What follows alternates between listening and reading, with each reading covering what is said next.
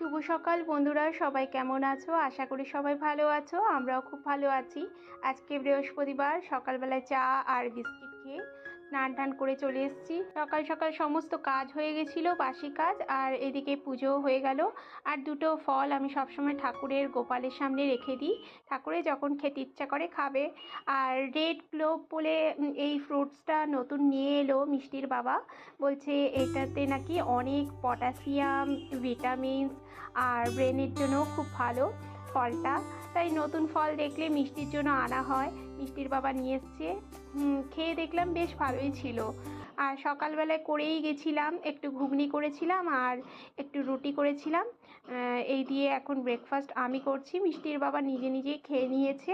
যেহেতু আমার পুজো করতে একটু টাইম লেগেছে, চলে এসেছি রান্নাঘরে। আর আজকে আগের দিনের তো মাছের লেজাগুলো করে নিয়েছিলাম, মুড়োগুলো ছিল, মানে ভোলা মাছের মতন যে মাছগুলো এনেছিল, সেগুলো ভাবছি আজকে একটু টক টক করব।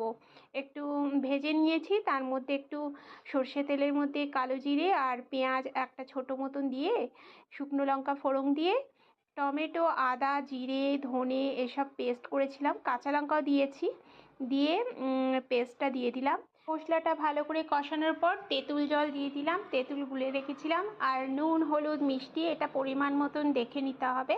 আমি দেখে নিলাম, একটু নুন লাগতো। আর একটু কারি পাতা দিলাম, কারি পাতাটা না প্রথমে দিতে ভুলে গেছিলাম। তারপর একটু মাছ দিয়ে দিলাম, ভাজা মাছগুলো দিয়ে এবার ফুটে উঠলে নামিয়ে দেবো। আর টকটা না খেতে দারুণ হয়েছিল। একটু বাঁধাকপি ছিল অর্ধেক মতন, সেটাও করে নিলাম একটু চিংড়ি মাছ দিয়ে।